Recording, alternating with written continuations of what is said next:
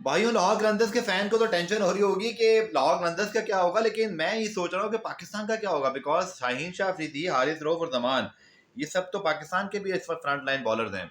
और ये जो struggle Asia cup, world cup, New Zealand, Australia और अब ये जो पीएसएल के 2 मैचों में हुई है, बट शायद कभी कभी ना आप अपने होम टीम में जाके ही एक ग्रैंड कम कर लेते हो। अभी मैं सुन रहा था पवेलियन के अंदर, तो कुछ यही बात हो रही थी कि शायद हारिस को किसी एक कुछ आप रेस्ट करवा दें।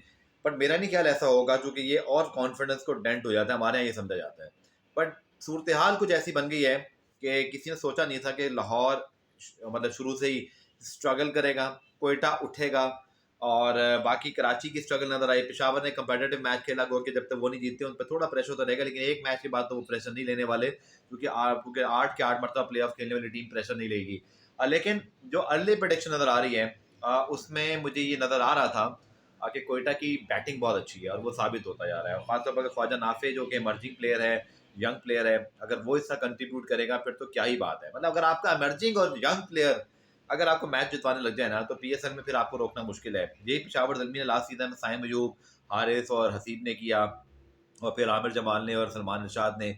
सो बड़े प्लेयर्स तो जितवाते ही हैं, बट यंग प्लेयर अगर आपके अच्छे पिक्स हो जाएं, सो आई थिंक इस वक्त ये कहना बिल्कुल भी कबलस वक्त होगा कि कौन सी 4 टीमें जी जाएंगी, 2 टीमें बाहर होंगी। लेकिन Lahore Qalandars badly need Shaheen and Haris eight their best, because अगर वो दोनों उठते नहीं हैं, जो कि उनको दो से पहले उनकी परफॉर्मेंसेस रही है लाहौर कलंदर्स के लिए, तो फिर लाहौर के पास ज़्यादा ऑप्शन है नहीं।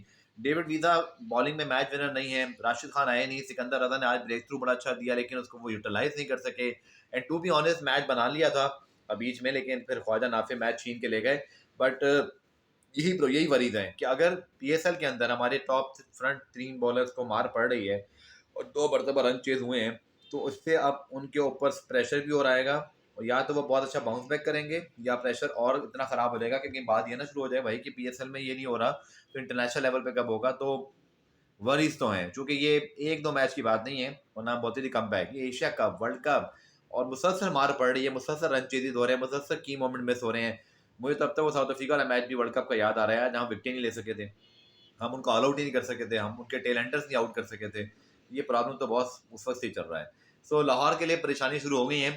बट मेरे ख्याल में कोयटा ग्लेडिएटर्स ने अभी तक और इस्लामाबाद ने ये बताया है कि they have depth, they have batting, they have confidence, और दे हैव गुड स्टार्ट। और बहुत ज़रूरी है पीएसएल में गुड स्टार्ट, बिकॉज कराची के लिए अगेन वरी ये होगा, वरी ये होगी कि भाई कोयटा ने तो दोनों मैच जीत लिए, पर वो फिर पहला मैच हार गए हैं, तो दूसरा मैच तुमको जीतना ही पड़ेगा, वरना फिर कराची का उठना फिर मुश्किल है।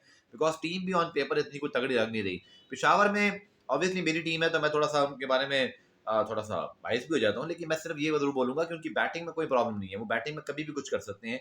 बॉलिंग में अगर उनको थोड़ी स्ट्रगल थी भी, तो उनके जो प्लेयर्स हैं वो आ गए हैं, वकार सलाम खेल आ गए हैं, नवीन भी मुल्तान में ज्वाइन कर रहे हैं, इसी तरह शमार जोसेफ की भी अपडेट आ जाएगी, तो उनकी बॉलिंग और फिर सलमान इरशाद, और उनके पास जो क्या कहते हैं आमिर जमाल और सलमान शाह स्पेशली, तो ये उनके पास पहले भी कुछ अच्छे ऑप्शंस हैं। तो जब ये एक एड ऑन होगा उनका इंटरनेशनल प्लेयर, तो वो ठीक हो जाएंगे, और ओपन पावल भी उनके पास मौजूद है जो कि एक मैच विनर है। तो मुझे लगता है कि उनको भी उठना चाहिए। रही बात क्या कहते हैं मुल्तान सुल्तान की, तो क्लिनिकल लग रहे हैं, कल का मैच बहुत तगड़ा होगा, बिकॉज कल मुल्तान और इस्लामाबाद मध्य मुकाबिल होंगे, और मुल्तान के होम ग्राउंड में मैच है, तो ये भी मज़ा आएगा, चूँकि थोड़ा सा इस्लामाबाद को वो चैलेंज कर सकते हैं कि हमारे होम ग्राउंड में आप हमें हरा के दिखाएं। लेकिन आज कोयटा ने पहली मरतबा लाहौर को लाहौर में हराया है, तो ये भी आप अंदाज़ा लगाइए कि कोयटा के लिए कितनी बड़ी मोमेंट है, और लाहौर के लिए कितनी वरिंग साइन है कि वो उनका जो एक स्ट्रॉन्ग रिकॉर्ड है वो शुरू में ही डिस्टर्ब हो गया। सो आई थिंक लीग की शुरुआत बहुत मज़ेदार हुई है। अगर कराची भी अपना मैच जीत जाता है एक अगला, तो भी लीग कंपेटिटिव हो जाएगी, क्योंकि अभी 6 की 6 टीमें नज़र आ रहा है कि कुछ कर सकती हैं। बिकॉज लाहौर में एबिलिटी तो इसमें कुछ शक ही नहीं है कि they can bounce back, because उनके पास अगर उनकी बॉलिंग अपने पोटेंशियल परफॉर्म करे, बट करे ना, यही तो मसला है कि कर नहीं पा रहे बहुत अरसे से। तो क्या कर लेंगे, क्या करके दिखा सकते हैं दोबारा, करा हुआ है पर कर सकेंगे, ये बहुत बड़ा फर्क आ गया है, और ये 6-8 महीने का फर्क है जो कि पूरा करना है।